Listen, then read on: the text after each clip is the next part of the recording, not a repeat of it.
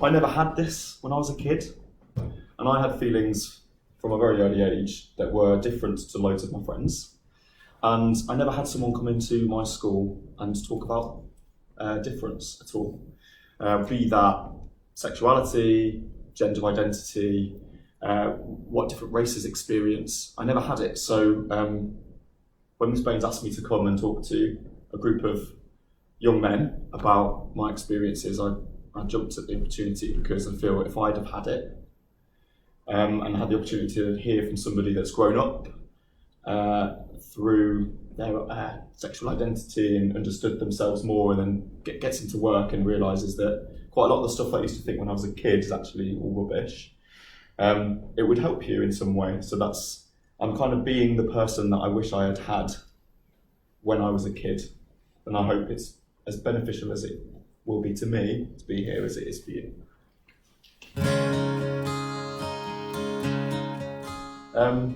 So I became kind of aware of liking boys when I was maybe 10 years old. Always wanted to sit next to a boy called Mark in history.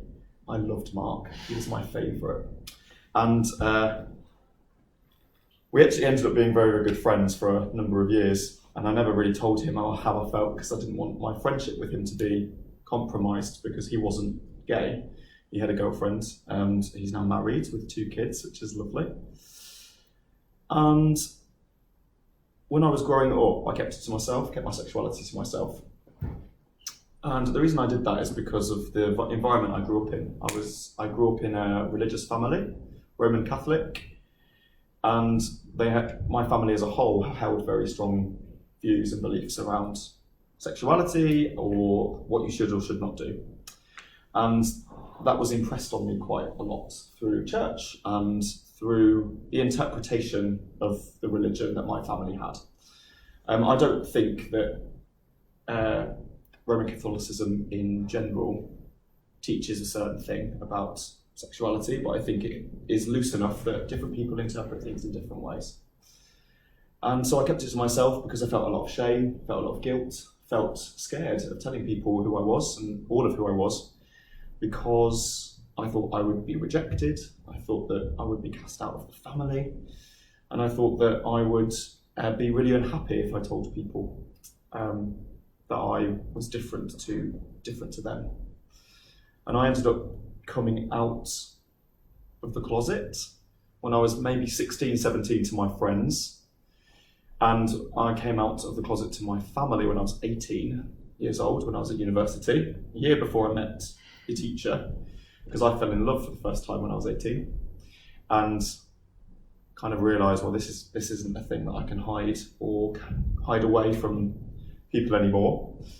And so I told my parents when I was 18. I moved back home for Christmas break and told them that I'd met somebody, and they were like, oh, what's her name? And I was like, his name is Ivan. And they were taken aback, quite shocked. My mom held her religion more solidly, or the conviction of her religion more solidly than my dad. So for my mom, it was much harder than my dad. But she, quote unquote, saw the light and realised that it was just a part of me and there was nothing wrong with it. It was just different to the majority of anybody that she knew, really. And we had about 12 months where I was a bit touch and go with my mum, a bit awkward to sit in the same room as her. And that's my individual experience. Some of my friends told their family and they were like, yeah, we know. And on the other end of the spectrum, some of my friends have told their family and they've had a different experience, and some of them don't speak to their family anymore. And that's really hard. That's really sad, but it's made them a stronger person as a result of it. So my feelings have changed a lot over the last, 12, 13 years. And it's because of the experiences that I've had meeting lots of other people, meeting gay people in the city that I live in now, London, being in relationships with men, falling in love, falling out of love, being hurt, mending from that hurt. All of that stuff teaches you who to be as a human being, not just as a gay human being, but as a human being in general. Was that kind of growth? So I think when I was really young, I thought that being gay was a particular thing. You had to like certain things, dress a certain way, act a certain way, listen to a certain type of music, get a fake tan, put your hair in a quiff. I mean, I do put my hair in a quiff, but it's not because I'm gay, it's because I think it looks cute. I thought it was a specific thing, and that I would have to fit into a mould of what that thing was. And I realised actually that's not true at all. Being gay isn't the full part of my identity. It's a really important one because I'm sure we'll get onto it later, but in my job, I have a responsibility as a senior manager in the business I work in to help everybody else who is LGBTQ to feel comfortable and that they can be who they are and they can feel happy at work. Because a lot of the time work can be a solace for people if outside of work things aren't as easy. So as I grew up, I realised that being gay wasn't X, Y and Z. It wasn't a list of things. It wasn't a tick box exercise that I needed to check off. It was just part of who I was. And I do like some quote unquote gay music, but I also like some music that you wouldn't associate with gay people. So Lady Gaga is amazing, but I also like heavy metal, I like electro, and I like dubstep. And it's the same with television programmes, it's the same with how I dress, it's the same with how I talk. I'm very proud of my accent, I'm very proud of the depth of my voice. Whereas stereotypically, a lot of gay people that are either on television or characters in shows that are on television are a particular type of behaviour. More flamboyant, you could say it's more feminine, although I don't like those labels. And that is fine, and that is perfectly natural to that person, because that's who they are. But that's not who I am. And so over 4 or 5 years, I realised that, and I realised I didn't need to fit into this mould. I could be exactly who I am as Chris, and still be gay and still be happy. What about how any of your relationships have changed through this? So I think we're really lucky to live in this country for many, many reasons, and gay rights being one of them. And Pride as a concept kind of started from the Stonewall riots in America. I don't know whether you guys know what Stonewall is. Some nods, some shakes. So Stonewall was a safe place in the US for gay men to come together and feel like they had a community, feel like they could be all of who they were in a particular area. And some people in the society at that time didn't like that and would call the police on that place. And one night they decided as a community of homosexuals to say, no, actually, this isn't right. We're just being who we are, and fought back. And that's where Pride kind of originated from, this whole idea of not shying away behind closed doors and being out and proud and going out onto the streets and marching. So when you hear about Pride going through big cities, and even small towns in Wales now have Prides, that's where it all stemmed from, this idea of being out, being visible, making it normal, making it feel as if it was just part of somebody's identity rather than all of it.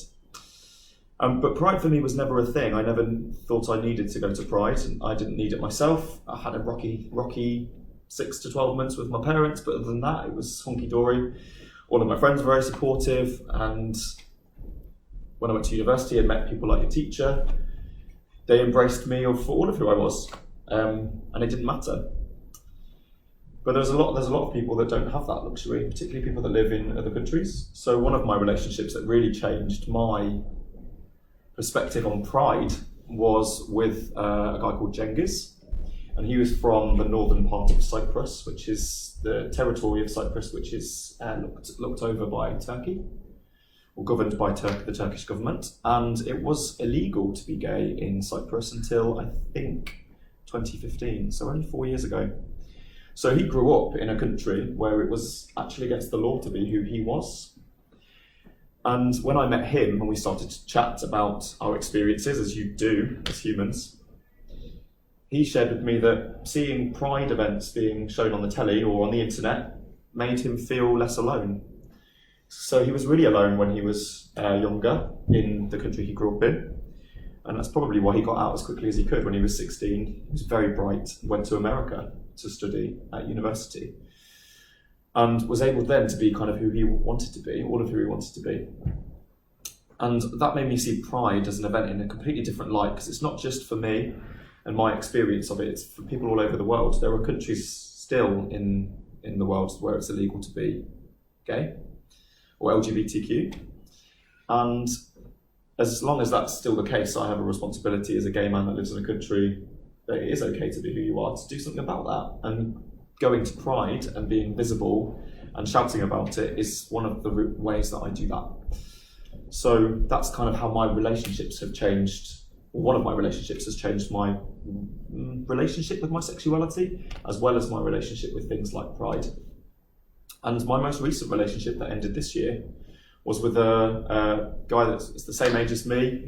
He's British, he grew up in this country, so almost expect him to have a similar experience to me, but he didn't. It was a very different experience, and he's still not fully comfortable with his sexuality at 30, because we all have our own different journeys, and so he's still in the closet at the moment. And that's for a number of reasons. He hasn't told his family, he's told some of his close friends, and he's also a famous musician, so he's publicly known to a lot of people because of what he does.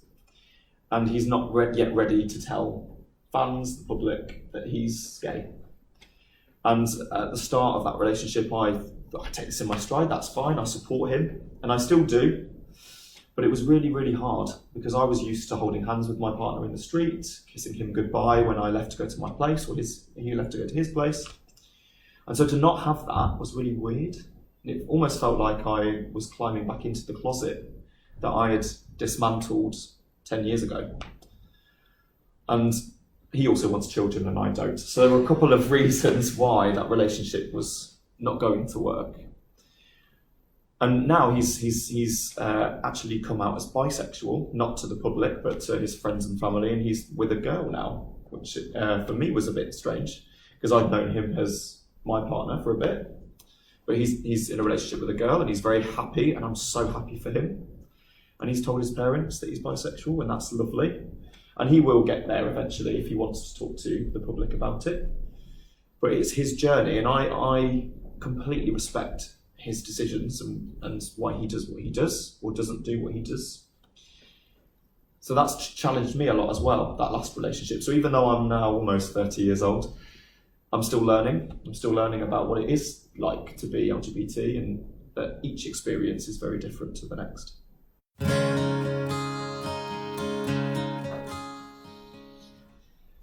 It's a great question. Don't let your dad cut your hair. He used to sit in the middle of the kitchen and he just cut a bowl round my head. It was awful. Be yourself, probably, actually, definitely. Be yourself. I used to hide myself, actually, from loads of people, all of my friends, my family, my teachers. I had one teacher that I was more myself with than others, and that was my music teacher, Mrs. Maynard. She was a babe. I absolutely loved her, and she used to come in early on a Tuesday, every day for 3 years, and teach me how to sing. And because I'm really passionate about music, I would get in early. My parents would drop me at like 6:45 at the school, and I'd have an hour with her every Tuesday. And I felt most comfortable with her out of everybody in my childhood, because she got me, she got my passion, she got the fact that I was a bit different, but she never pushed it, she never asked the question. But if my 12-year-old self was sat in that chair there, I'd say, let's just be unapologetic about it. And if someone, teases you, bullies you, is horrible to you about it, don't hide away from it, don't shy away from it. Embrace it. I wish I'd pushed back on my bullies a lot earlier. Metaphorically pushed back. I am not advocating violence in school. But it took me a while to push back with my words, because words are kind of much more powerful than these things. And it got to when I was like 16, 17 in college, and people would call me gay because I used to get up and sing and be in theatre, and I'd be like, yeah, I am, so what? What's your problem? And nobody had a comeback to that, because they were just ignorant to difference. I really wish I'd done that sooner. I wish I'd been a 12-year-old being like, yeah, I am. What's your problem? Or yeah, I'm gay, you're not, and that's okay. So if I could have my time again, I would have done that much sooner.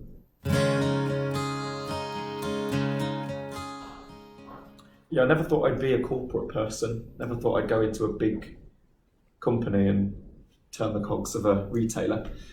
And the reason why that is because I always thought I'd follow my passions and my creativity, and I actually get to do that in the organisation I work in in a number of ways. Do lots of music for them and with them, but I also do a lot of stuff for diversity and inclusion, and it's not just segregated to LGBT stuff. I'm an ambassador for the LGBT committee and the group, which spans across the whole organisation. We've got about 5,000 members, which for a company that has 85,000 people in it is pretty good.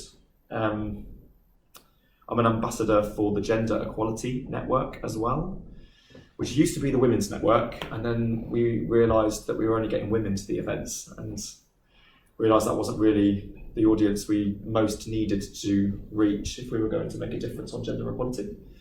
And I'm also an ambassador for the Working Parents Network as well, because we've got collectively around 35,000 working parents that work for the company, all with their different issues and challenges. And some of those parents will also be raising LGBTQ kids.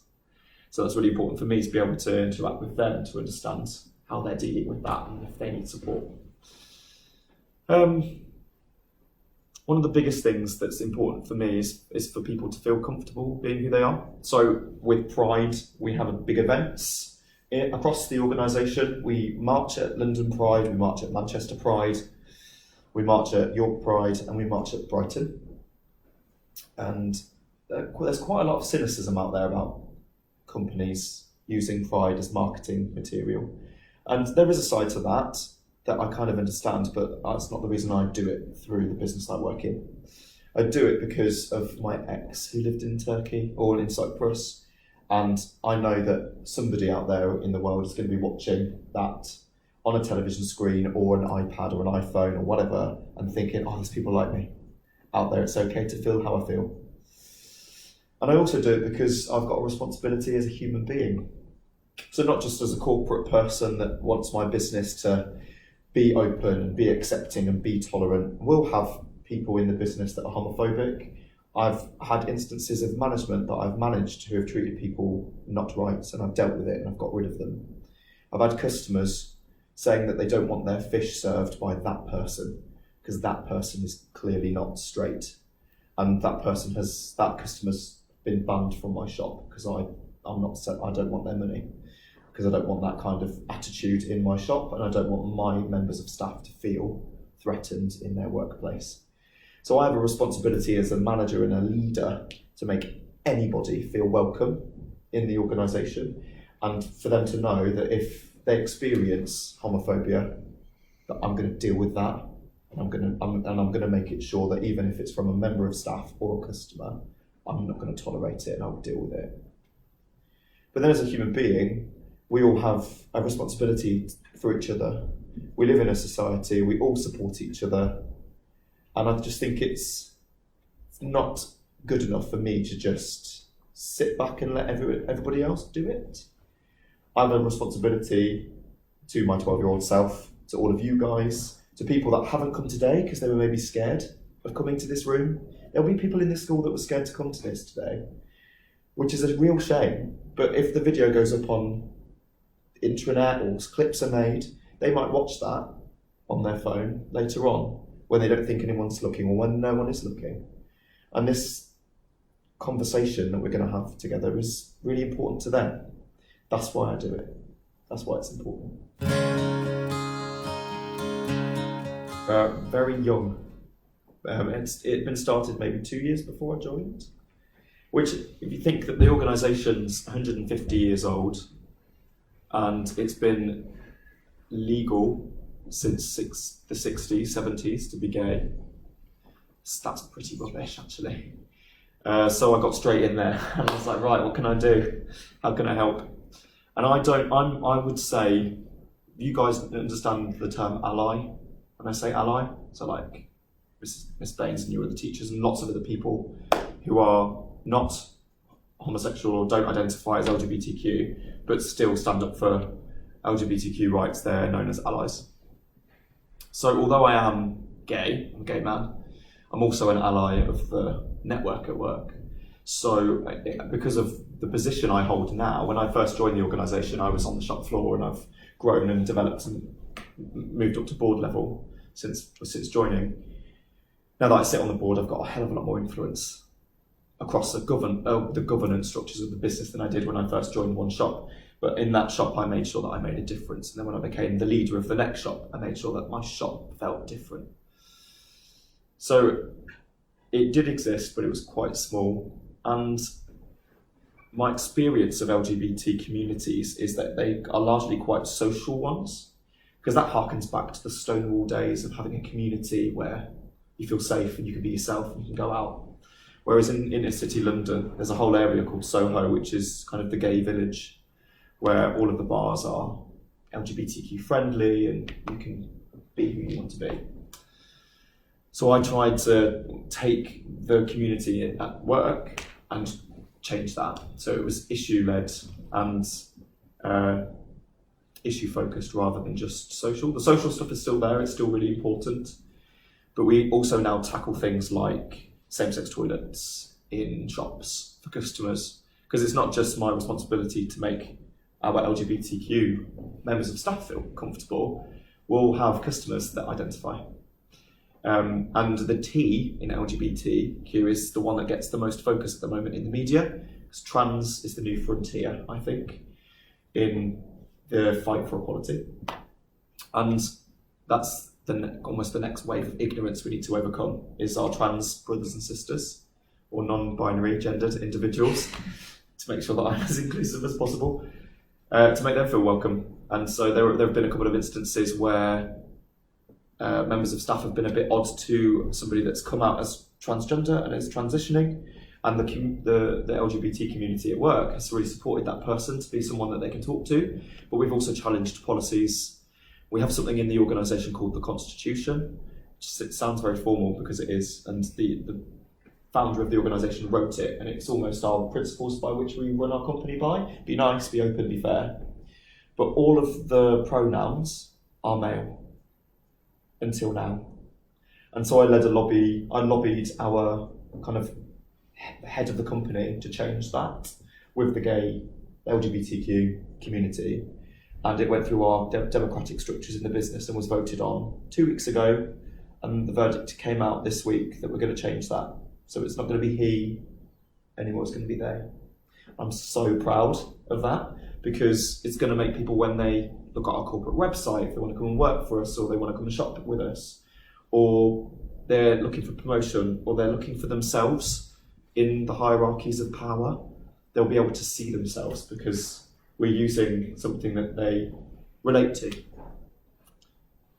Thanks for the question, great question. Did it answer your question? Yeah. Cool.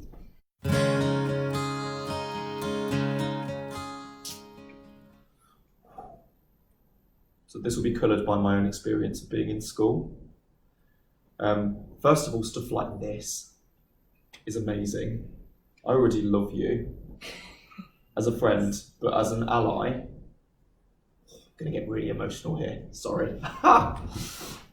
Stuff like this is so important for all of you here, the people that aren't here, for the people that bully people like me and you, to know that it happens and know that the school supports it, and to know that this won't be a one-time thing and you'll do it again and again and again. And who knows, you might have a Pride Parade in Guildford and you might join the Pride Parade.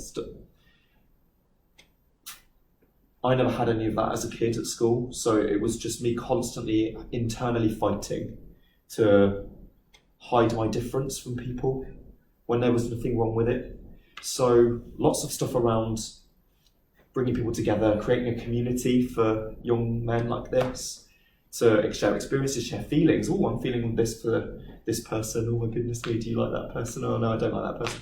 That stuff is so important when you're growing and you're developing and your mind's still getting used to feeling different. I'd push it as far as to be vocal in the community about how accepting and open you are as a school, because that would help prospective students and prospective parents understand what you stand for as a school. And education as well, weave it into your education. It doesn't just need to be segregated to community classes or how religion interprets sexuality, or how it was portrayed in literature, or the fact that maybe a mathematical theory came from an LGBT person from the 1800s and they couldn't be who they were. You don't need to it doesn't need to take over a maths class, but it could be, if we're talking about a theorem that was created, you say, oh, it was created by a gay mathematician called X, and that's all you need to do. It just plants the seed. It doesn't paint the walls rainbow every day. It doesn't shove it down people's throats. It just makes it a fact. This person did this thing and they were also this. So we talk about female philosophers and female chemists and black philosophers and black chemists. Why not talk about lesbian, gay, transgender people of note? I think that's the biggest thing a school can do for its pupils, is to normalise it. So I'm not, actually, and I would say that my religious, I would say that I never really was religious, and I'm aware it's a very personal thing, religion. We have institutions of religion, but we also have spirituality and religious belief as an individual, so they are two very separate things, and I have different opinions on the different things. My religion was very much my parents' religion, and I was brought up in it, so I accepted those beliefs almost unconsciously as a child, and then when I started to almost think more independently to how I was growing up, that's when I started to question my religion, or the religion that I'd grown up in. And my religion, or my sense of how I was religious, was tested most, actually, not by my sexuality, but by a death of a friend when I was 15. And I couldn't understand why God would take my friend away from me or from her parents and so on. I think how I've got a lot of friends who are religious and LGBTQ, and they are very comfortable with those two sitting by, and I think it's in a way dangerous to pit both of them against each other. I think it's perfectly natural to have both, and it's perfectly natural to have one or the other. I don't think there is a right or wrong answer to that question. I personally don't have faith, but I respect the people that do, because it brings them something. I think when certain institutions have used it either in the past or now to cast judgment on difference, or cast judgment on any number of different types of difference, that's when I have a problem with it. And that's when I'll speak up about it. But it's not impossible to be LGBTQ and religious. I think it's a personal journey that everyone will go on. Asking questions like that is brave. So, brilliant question, I commend you for it. And if you have faith and you're also feeling difference, and that's cool. And you will find people in this school that feel the same, people that feel different. And I encourage you and everyone else to just talk about it. Talk about it openly, that you're LGBTQ plus, right? But you also have faith. Some, yeah. Some, that's cool. Talk about it. Talk about how you question your faith because of your feelings, but also for other reasons. And questioning faith for a lot of people makes them leave faith, like me. But some people that question faith makes their faith even stronger for them and roots it even deeper in them. And as long as that faith isn't, or the beliefs that faith bring isn't impacting someone else negatively, then that's cool. Does that help? Cool.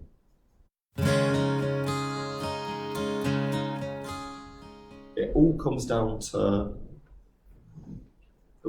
how people react to stuff. So I'm quite open, liberal. I get use whatever pronoun makes you the most comfortable. If you don't identify with he or she, then people are starting to use they or it or them. I couldn't care less. Like, if that's what makes you feel comfortable, then use it. That becomes very difficult when the society that you live in isn't as liberal or progressive, whatever word you want to use, as you feel they need to be. So there's a long way to go with that, and I wouldn't say that we are even finished with LGBTQ rights in general. So there's still lots of things that gay people will find it more difficult to do than non-gay people in this country, and that's not good enough. And when you think about issues such as pronouns and what people want to refer to them by, the large majority of things would still be binary in society. I don't think that's ever going to massively change. Well, I don't know, actually. That could be my own ignorance, actually. It could be in 50 years' time that everything is labelled they and them, and that I would be fine with that. I wouldn't care. There'll be lots of people that won't be happy about that. So there's a way to balance it. Well, I identify as he. I'm a he. I'm a cis male. I was born male. I'm gender identity male. I'm just gay. So I think there's a long way to go for acceptance and understanding. I think that society will catch up eventually with certain things, but it's all about balance. There isn't a right or wrong answer. If you changed everything to they, them, then you lose your he, she, and then there's always going to be tension, I think, because if people don't fully understand or appreciate difference, that's where tension arises. Good question, I had to think about that. See, fairy tales are